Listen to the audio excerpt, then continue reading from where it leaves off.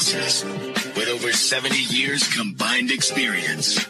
This is the Bob Ryan and Jeff Goodman podcast. NBA, some college, a little bit of everything. You know, what can I say? But it wasn't going to happen here with him. Hey, the band is back together. The well-traveled Jeff Goodman is back on his couch. We've got Bob Ryan in his usual spot in his home library. And I'm Gary, and I'm at the kitchen table. So there you go. We are brought to you by FanDuel, the exclusive wagering partner of the CLNS Media Network. Score this NFL season and what's left of it with FanDuel, America's #1 sportsbook. Right now, new customers get $150 in bonus bets with any winning $5 money line bet. That's $150 if your team wins. Okay, guys, we got some work to do. We're going to start with the up-and-comers, if you will. And at the time of this recording, the Celtics were upended by an Oklahoma City team that people said were on the rise, but boy, they have stepped on the gas. And when you take a look out west here, Bob, it's some of these new young teams that are really causing trouble. Just your thoughts on OKC and their win over the Celtics. Well, they're a growth stock, and I want my broker to pick up a few shares. Okay, they're good and they're fun, and the fans have something to look forward to there for a couple of reasons.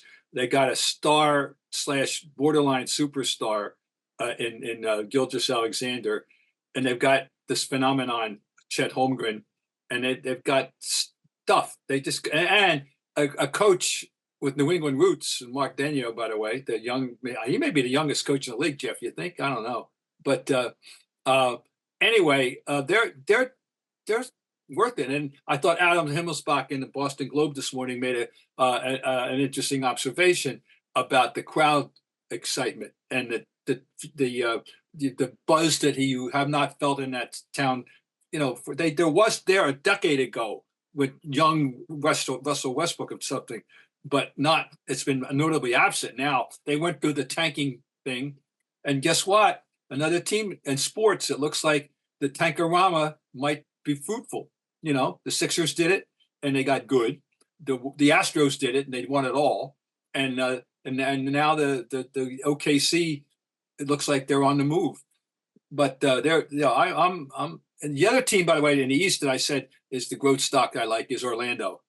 I like their young bigs but by the way, Holmgren, those 2 threes were killers last night. Those 2 late threes, Celtics are right on the verge, and he knocks down those threes. Oh, you know, he was worth waiting for, don't you think, Jeff?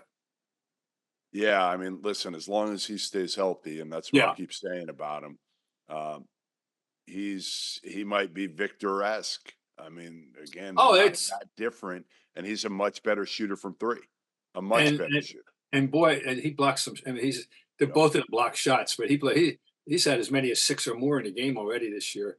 So they're good. And that town, you know, there was a wonderful book that was out that I read that I love called Boomtown, and it was not about sports specifically. It was about the growth, Oklahoma City's growth, but it featured a lot of the Thunder, and the passionate, the love affair that city had with Westbrook at the time. I recommend this book. It's really good. I forget the name of the author, but it's called Boomtown. You'll find it, anybody out there. So anyway, now we digress. But quickly on Oklahoma City, because I never thought it was going to have the success, or when I say success, I mean the interest from the fans. I always thought of Oklahoma as a college town or a college state, Jeff, if you will. But if we go back, Bob, it was the Hornets, right? They had to move there because of Katrina, and they played a season there, and that was Chris Paul.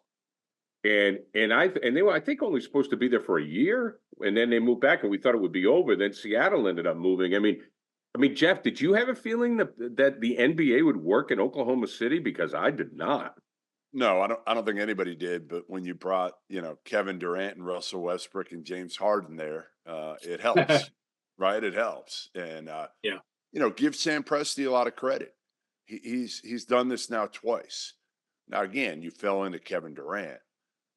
But the drafting of Russell Westbrook was one that, he barely did anything coming out of UCLA. Nobody thought he'd be what he was. And now you look at this team, and again, assembled by two Massachusetts guys in a way, right? You've got Sam Presti, an Emerson product who grew up and went to, I think he went to Concord Carlisle, maybe. And then Mark Dagnall, as Bob said, a Leominster kid who I first met when he was like a manager under Billy Donovan in Florida. And I just thought, honestly, when Presti made him a coach a couple of years ago, I was like, all right, Billy Donovan didn't work. He just wants a yes man. Well, that yes man has been pretty damn good, and he's given him some good young players, right? Nobody thought Shea was going to be this good. That was a hell of a draft. I think they got him at like 10 or 12 or something 11. like that. I had to look it 11. Up. Yeah. Okay. Yeah, I mean, 11. And here's another thing with this kid, Alexander, or SGA is, I think, the term now. Yes. It's not just one word, it's the initials, right? This is his third team. And you have seen him improve from 10 points a game to 15 points a game. I mean, Jeff, I know you saw him at Kentucky, right? Obviously, you know him you probably saw him in high school, for God's sakes. So just talk about the progression of this kid. Because did anybody see this coming? No. And honestly, in high school, he was like the least heralded of that class that came in to Kentucky that year. He was like a top 50-ish player. Nobody thought he'd ever be this. I mean, the biggest transformation, I think, with Shea, he's not a great shooter. Obviously, he's a great scorer, but it's his ability to cut down his turnovers this year. 0 turnovers in last night's game. Right. It's crazy. I mean, some of these guys like Tyrese Halliburton, what he's been able to do, and now Shea, and you look at them and their usage and their ability to score and distribute without committing a ton of turnovers. Really impressive. But again, you got him, you got Holmgren, you got Jalen Williams out of Santa Clara that a lot of people thought, like, what is Sam Presti doing here? He's reaching, myself included. And Jalen Williams has been awesome. And you got toughness with Lou Dort, and they're all young. I think Shea's 25, and Chet's got to be like 22, and Jalen Williams got to be 22 or 23. Josh Giddey's been solid. So they've got a group that if they keep them together, and that was always the question with Oklahoma City, right? Like, can you pay these guys? Can you keep them together? Or eventually, are they going to want to go to a bigger market? So I feel like you've got a window that's not nearly as big as some other windows. You've got to take advantage here in the next few years. What do you think of the kid? What do you think of this kid, SGA, and with what's going on in Oklahoma City? And can they stick, Bob? Can it last? Because right now, you're looking at the Western Conference: Timberwolves, Thunder, then Nuggets, Clippers, Kings, and Pelicans. Your top 6. I mean, that is a foreign list. Oh, wait a minute. And also the Clippers are on the move. And the Clippers are. You could say that, but are they going to stay healthy enough to well, I understand, but they look now they're looking like they're supposed. They thought they were going to look. Yeah. We'll see how long it lasts. Yeah. But Jeff, how many teams in the league won't we of any consequence? Okay, let's say there's 15 teams out of half the league is consequential, or 16. All right. How many of them are not in the category of, so-and-so has to stay healthy. So-and-so has to stay healthy. True. So-and-so has to stay healthy. So-and-so every it's actually, I think the Celtics, Bob, I think the Celtics are the one team other than like Jayson Tatum that you could take a guy off the floor and they could still beat just about anybody, which is crazy to say. But because they have 5 guys that are all capable of going for 20 on a given night. How many other teams, like even Oklahoma City, are their 5th guys like Lou Dort? Like Lou Dort's okay. But you can't lose Shea or Chet or Jalen Williams right now. Like they're a good young team. They're probably a couple years away, Gary. But they are a fun team to watch. And again, if you haven't seen Chet Holmgren, go watch him, because as much as we built Victor up to be this unicorn, Chet's right there with him. Oh, well, it seems to be a unanimous opinion that if I got to ask you before and are you which camp are you in? He's eligible to be Rookie of the Year, or he isn't eligible to be Rookie of the Year? Which camp are you in? Yeah, he's eligible. He hasn't played. Thank you. He hasn't played. This is nonsensical issue that he didn't play a second. That's right. Oh, he might have practiced. Oh, great. Come on. He's a rookie, period. Okay. We all Now, agree on that. I got one little subplot. What do SGA, Dort, and Giddy all have in common? I don't know. None of them were born in the United States of America. Oh, yeah. And leads me to this aside. On the aside, the time has come. Has the time come for the All-Star format to be us against the world? Ooh, we probably get killed. But look, here's their starting front line. You ready? Embiid, Antetokounmpo, and Doncic. If you call Doncic whatever he is, he's a. You talk about positionals. You got SGA now. He's a Canadian, and So I'm just saying. I think that's the All-Star game. Yeah, you were saying Jokic, Embiid, and who up? Oh, Jokic. I forgot. Oh, I forgot to mention him. Jokic? I said Jokic, Antetokounmpo, Doncic, Jokic, and then so in SGA. How about that team? And Embiid. I say Embiid, Antetokounmpo, Jokic, Doncic. Now, could they all run us out of the building? Big guys.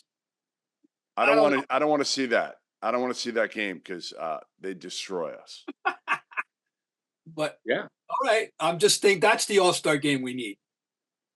I don't know. The NHL did that for a while, didn't they? Did they? Did they? Well, was there at one point where they had because of all the Soviet players and so? But I think the states. I think the United States got smoked in that. But because the Canadians and the Soviets, I mean, forget it. I hear you, Bob, but I'm kind of with Jeff on this one. I don't know about our chances, which is great. I mean, let's face it. No, that's the point I'm making. It's an international game. It's phenomenal. That's the point I'm making. Yeah. And now they're a little shy on guards. I don't know how many guards are, but the front court is ridiculous. This reminds me of 20 years ago, the last All-Star game I went to, by the way, 24 years ago now. And I was in Oakland in 2000. And the column I wrote had to do with the front court, terrifying front court of the West.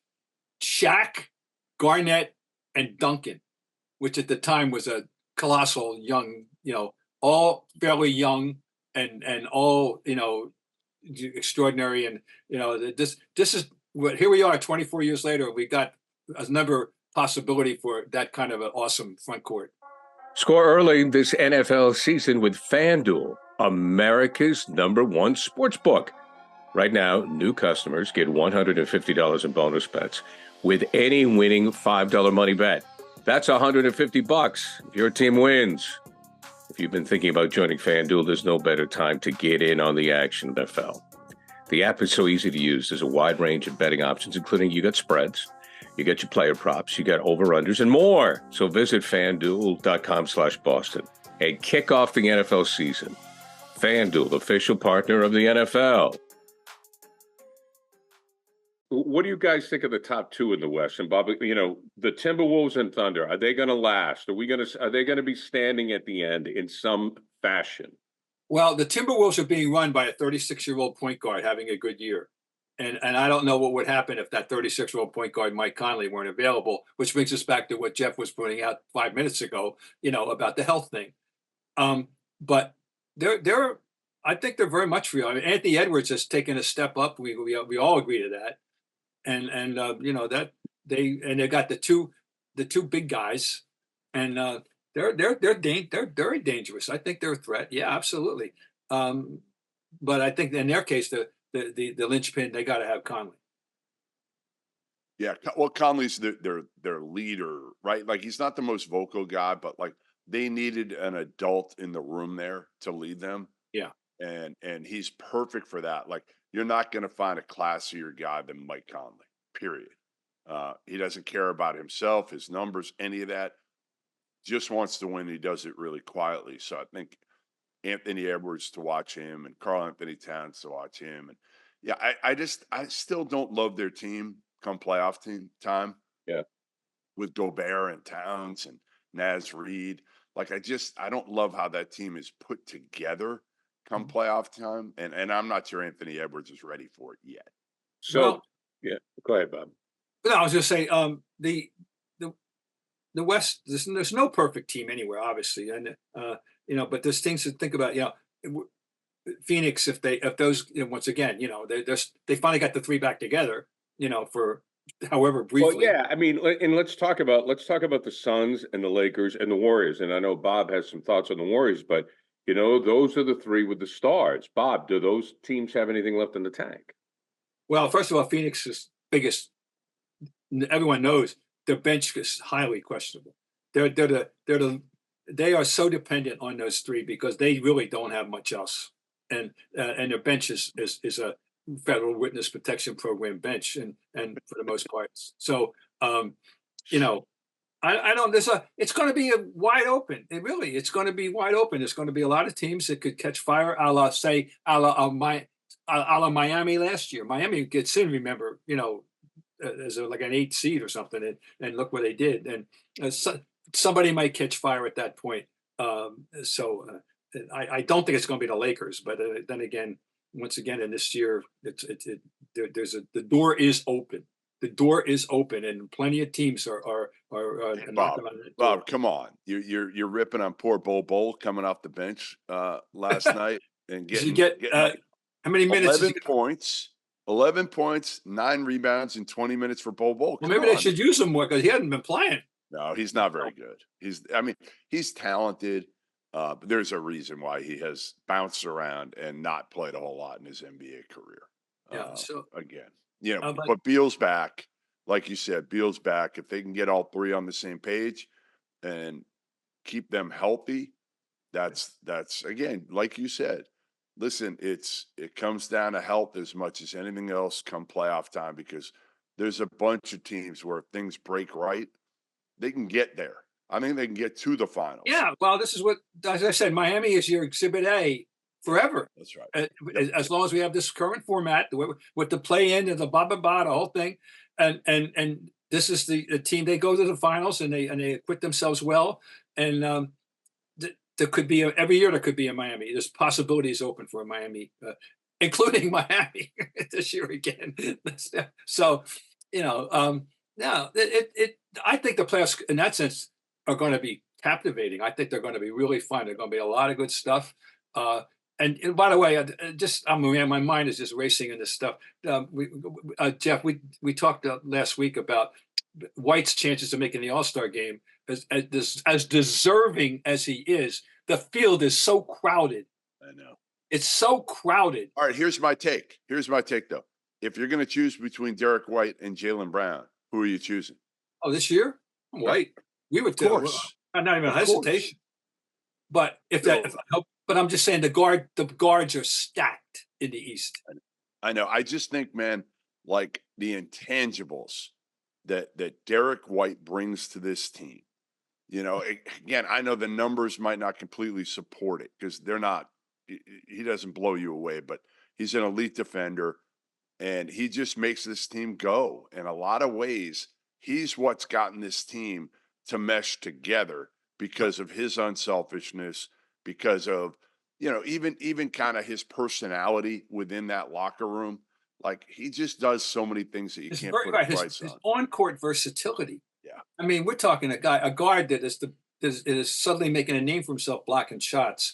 We're talking about a guy who can make big three last night. If they've pulled that comeback off, that big three, what a tough shot that was. He goes to the hoop extraordinarily well at the end of the break. He makes the right pass at the right time. He's the most efficient. That's the word I keep coming up with him. Supposed to. There was a Twitter thing last night. That's been around. X thing. Excuse me. Thank you. Sorry, Elon. It's an X thing out there about which Celtics remind you of. DJ. Blah blah blah. Yeah. I finally thought about it. I said he's the first Derick White. He isn't quite like anybody. He is himself. Don't give me. DJ was so sui generis. He's going to remain a part of his style, his whole persona, the whole package, the good, the bad. That's DJ, and there ain't never going to be another DJ. And that's true about so many great players. They just have their own niche, and nobody else is them. Derick White ain't anybody else. He's the first Derick White. I'm here to tell you. Well, I'll tell you one of the things I read. I think Himmelsbach wrote about this is Derick White's advanced statistics. The sabermetrics of the NBA, Jeff, I'll toss this to you. Do you think now 50% of the vote goes to the fans, 25% to the players, and 25% to the media? So obviously the media and the players know about this guy because of the way fans digest the stats of the NBA. Do you think there's a chance that he does get that vote because they're aware of those other numbers? No, No. I don't. No. I just don't think he's got enough juice with him. He's not he's not a big personality. He's not a big name. You know, most people, again, if the casual NBA fan is going to know Tatum, Brown, maybe Porzingis, maybe Drew Holiday because he won a title a couple of years ago in Milwaukee, but the fifth name off their mouths is going to be Derek White. And it's sad, but I don't think Derek White cares. So that's the beauty of Derek White. Yeah, no, that's no way. He'll have to be named. His only hope is to get named by the coach. That's a possibility for sure. But the field is just so damn crowded with big names, including Jalen Brunson, who's now become a big name because he's in New York doing what he does, and of course Halliburton's a shoe-in, and Maxey has to be in. Trae Young has to be in, I think.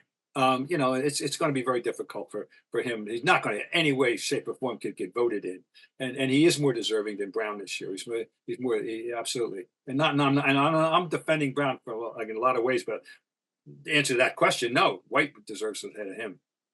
So, well, we had a game. We had a situation last night that I found intriguing. That speaks to the modern NBA as much as anything imaginable. Had someone told you 5, 10, 15, 20, 30, 40, 50, maybe even 60 years ago, 1964, that an NBA team would put out a lineup starting a game with 3 guards and 2 guys 6'7", and they would win the game.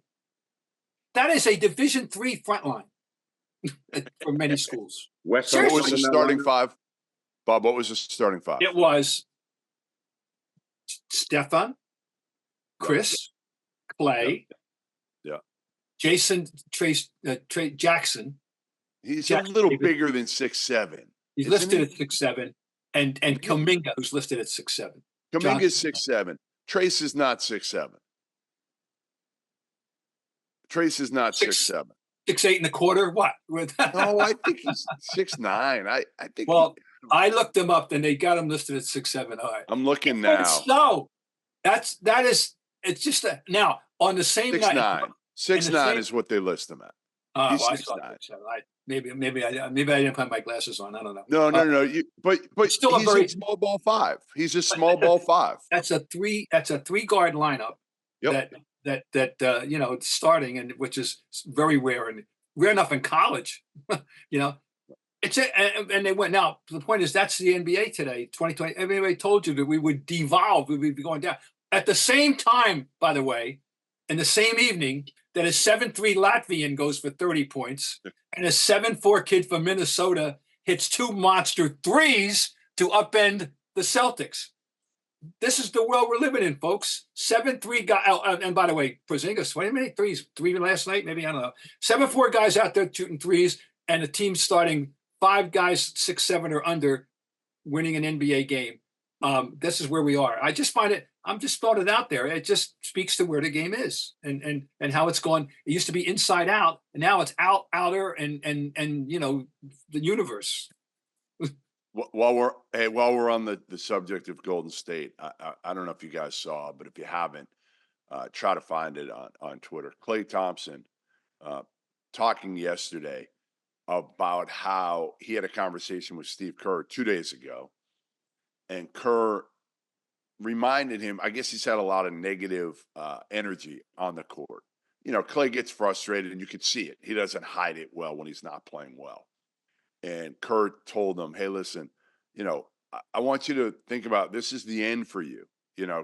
Klay's, 30, what is he, 33, but he's really, coming to the end here because of the injuries. And he said, I want you to enjoy this last chapter of your career. Start to kind of think that way of like trying to teach the young guys a little bit. don't bring as much negative energy to the court. Try to just kind of loosen up and enjoy it, and think about all you've accomplished, and just have fun this last, whatever it's going to be, year, 2, 3 years, whatever it is. And I thought it was really insightful. And again, I give Steve Kerr a lot of credit, because he just knows how to deal with people. Right? He's so good at that and pushing the right buttons with. It doesn't have to be players; it can be anybody. That's interesting. No, he's been, he's a Hall of Fame coach, obviously, and it's true. That's very interesting though about Klay, and so well, it's hard, it's hard when I'm sorry, Bob, but when you see with Klay, I think that it was supposed to be he and Steph.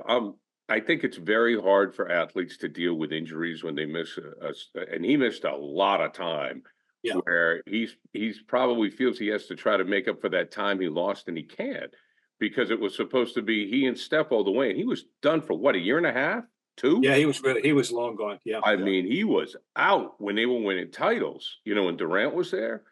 So you're right. But it's really hard. I'm sure he feels he has to try to make up for those 2 years missed. And he averaged, guys, in 7 straight years, he averaged over 20 points a game. Yeah. And shot basically over 40 from 3 every year of his career up until the injury. This year he's averaging less than 17 a game and shooting 38% from 3. He's just not Klay anymore. He'll have some games where he's Klay, right? But he's not Klay every night. That's hard, man. That's hard on a guy. Well, he can get the Hall of Fame speech ready. That's all. We can assure him of that. No doubt about that. No doubt. Yeah. So no, and that's really good. It's really fine, guys. It was an interesting. The Knicks made a trade, and a very interesting trade for them, I think. And you talk about immediate dividends. I mean, they win a game. Anunoby has a terrific game on defense and offense, and gets a huge standing ovation from the Garden crowd. All right, that's one game. But in general, when you heard about it, Jeff, what did you think about that trade? I was mixed. I was really mixed, because OG is going to get paid here in a year or so. They're going to have to pay him big money. He's a better shooter than RJ Barrett. He's gotten much better on that end. RJ hasn't really improved on that end of the, on that part of the game, where OG was just a defensive-minded player when he really came out of Indiana. Mm-hmm. And now he's become a guy who's shooting in the mid to high 30s from 3, still an elite defender. So I think he's a better player than RJ Barrett. I just don't know if he's the right guy to be your number 2 alongside Jalen Brunson. I don't know if he's enough to make that move. Well, wait a minute. Isn't Randall already that? Well, he is in the regular season. He just hasn't been in the postseason. Okay, well, all right. But all right. Well, you're a hard marker. That's okay. No problem. I would feel like Randall has. Yeah, I just feel like still their team currently constituted. Randall's not a great shooter at all. OG's not a great shooter. Improved, but not a great shooter. Jalen Brunson, you know how I feel about Jalen Brunson. Jalen Brunson can walk on water for both of us, right? He can walk. We were both officers in the fan club. There's no question. No doubt. I just don't think those 3 are enough. I think they make you a little bit better, and maybe they take you from the 6th best team or the 5th best team to the 4th best team, but it doesn't put you in that Milwaukee ball. Oh, no question. But it puts you in they could mess you up in the playoffs with a right run. They have their respectable. I think they're taking a step up, but no, and absolutely, I agree. That's exactly where I put them. They're a little step up, Bob. But definitely a playoff step team. up. But what does it do for you having flexibility for your future? Like that, my bigger thing is that, are you building around, if they can move Randall, I think they would move Randall. If they can move him for the right piece. But again, you can't move him right now. So if you look at it and you say, all right, these are our guys. We're going to war for the next few years with Jalen Brunson, Julius Randle, and OG Anunoby. It's not enough. It's just not enough. You're going to be a mid-tier playoff team in the East. So you're going to have to do something else. And as far as what Toronto got First, Barrett goes home. I don't know if that makes any difference. He needed a change of scenery. Don't you think he was classic change of scenery guy? Yes. I wouldn't be surprised if he goes off and averages 18 a game the rest of the year. It wouldn't shock me. Yeah, and Quickly was a nice pickup for Toronto. Yeah, and Quickly, who he's fallen out of. I don't know. Last year he was an item, and this year he's on the back burner in New York, and so I wouldn't be surprised if he goes off and helps them too. This could be one of the classic good deals for. Speaking of I'm racing deals for both teams. We just got to make a side. We cannot have a discussion this week without saying, oh my God, Tyrese Halliburton, back-to-back 20-point, 20-assist games without turnovers for the most part. And when that trade was made, because they traded one of my handful of favorite players, so to get him, Donatas Sabonis. Right. Yep. Is this the classic the team that helped both teams should be happy, even though the Kings are one of those. Although imagine if the Kings had a backcourt right now of De'Aaron Fox and Halliburton. Now again, we wouldn't see Halliburton. They had it. Well, they never saw this Halliburton, and that's the biggest thing is with Halliburton. He was always too much of a guy who would want to pass and get guys involved, and he didn't have enough selfish killer to him to score. Now. It's almost like he's been forced to take on that role in Indiana. And he certainly adapted well to it. It seems to fit him very well. But in Sacramento, De'Aaron Fox has the ball in his hand so much. Halliburton's never going to be the guy because De'Aaron's so good with the ball. So it's like this one was perfect for Halliburton. And of course, wherever Sabonis would go, he would fit because he just knows how to play this game and period. So the things that surprises me, guys, is when somebody in any sport is just honest, just blunt. And Himmelsbach had another good piece with Tatum when he asked him about 2019, and Gordon Hayward had come clean and said, look, it didn't work for the following reasons. Hayward was coming back from injury, wanted to really prove himself. The young guys wanted to stake a claim. Everybody was on their own island. And I was just kind of pleasantly surprised when Jayson Tatum said, yeah, that's right. We had all this talent, but it just didn't work. And here's why. We all messed up. And I just see, Jeff, and Bob and I have talked about this at length. Every week I see elements of the maturation process of Jayson Tatum, who just sat back. He didn't try to deny it. He didn't get angry. He was just like, yeah, that's the deal. We were young and we messed up. And not even young. The old guys messed up too. Everybody did. I know, and then you throw in just the X factor of throwing in Kyrie's. There you go. That's where I was going to go. Okay. I mean, we know he was it was significantly a detriment to the young players, But can we blame it after hearing what Jayson said? Though, can we blame it all on him? No, it wasn't all on him. But again, if you had a great leader, and Al Horford is a good leader, but he's too quiet. If you had a great leader with that group, and I don't know how many great leaders there are anymore, but certainly, how old was Jayson Tatum then? He was young. Oh, he was like 21. Yeah. Right? Yeah. Yep. 20 years old. I think he was 20 years old that year.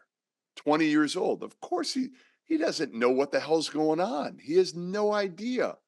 And again, Marcus Smart's not your leader. We've gone through this. Jaylen Brown's not your leader. Gordon Hayward doesn't say anything. I mean, that was a team that just didn't have it. Terry Rozier was, I think, there.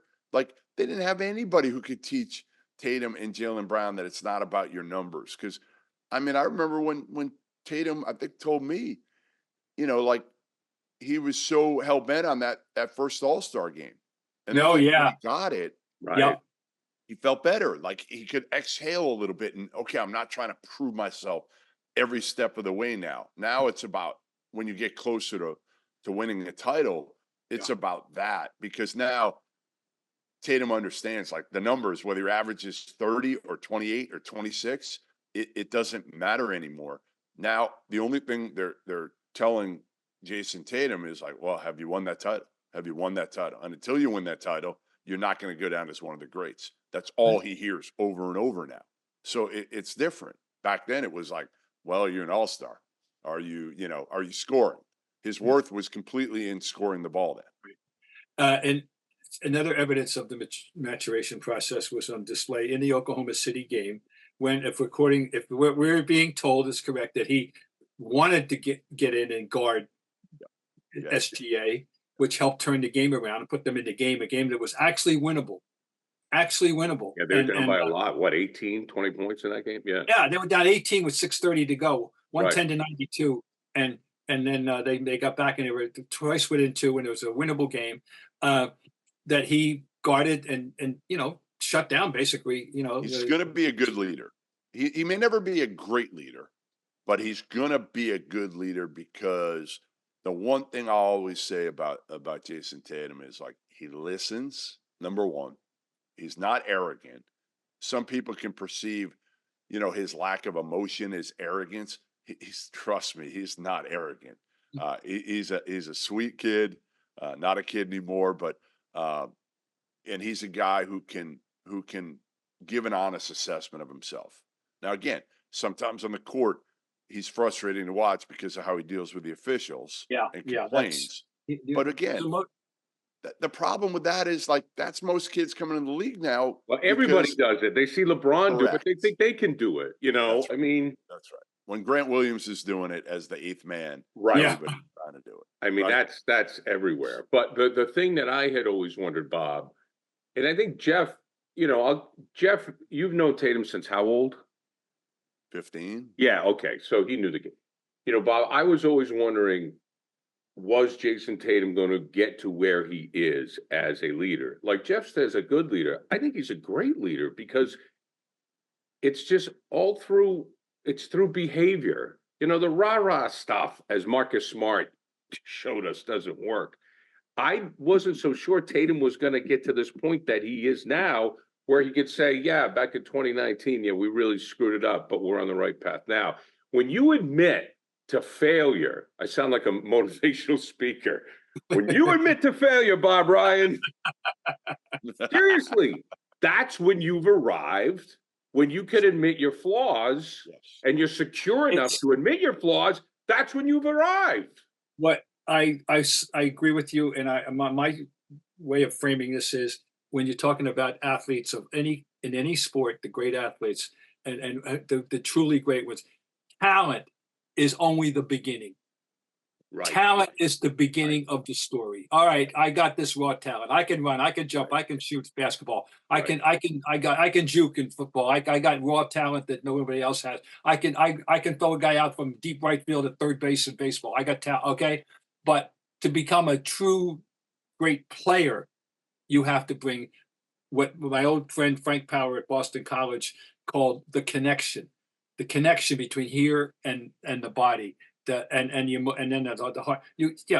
The maturing thing we talk about. You got to bring the personality. You got to bring the awareness, the other stuff. It's not just about talent, raw talent. I've seen some very raw talented basketball players. They didn't know how to play the game, and they didn't have these qualities that we're talking about that could have elevated them into another level. And that's what we were talking about. And talent is nice, but it's just the beginning. You got to. Talent is only the beginning. It's a great quote in anything. All right. Well, just remember who said it now. Yeah, Jeff Goodman. I don't want to get. I want my lines. My very few good ones. I want them remembered properly. Going to be copywritten, Bob Ryan. Remember who called them the Exit 16W Nets? It was me. Okay. Well, speaking of the Nets, you have a final thought on them. Oh yeah, Jock Vaughn. I'm reading.